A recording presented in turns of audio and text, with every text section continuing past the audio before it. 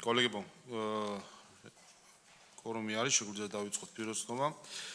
განსახილველ საკითხებში გვაქვს პარლამენტის რეგლამენტის შეცვლილება, დაჩქარებული პროცედურით საავტომობილო გზების შესახებ კანონმდებლობის პაკეტი, საჯარო შესყიდვების შესახებ პაკეტი.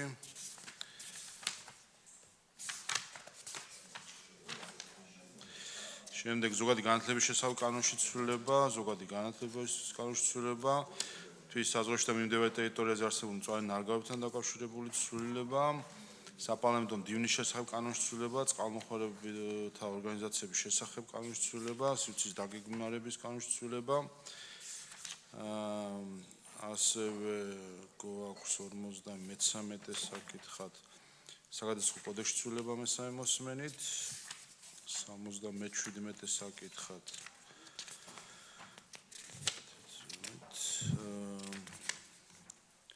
გვაქვს საჰაერო კოდექსში ცვლილების პაკეტი მეორე მოსმენით.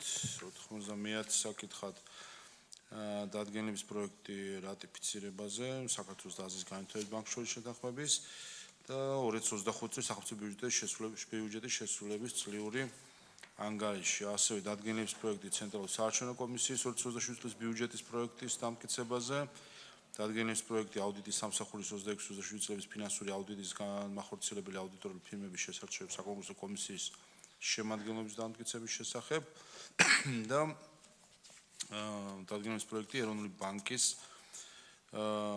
ანგარიშგების აუდიტის შესარჩევი კომისია. საორგანიზაციო საკითხებსაც შეეხება პრეზიდენტის ასახული სახელმწიფო აუდიტის და ასევე ეროვნული ბანკის აუდიტების შესარჩევი კომისიის შემადგენლობა. სხვა საკითხები თუ არ არის, გადავინაცვლოთ სხვათა დარბაზში.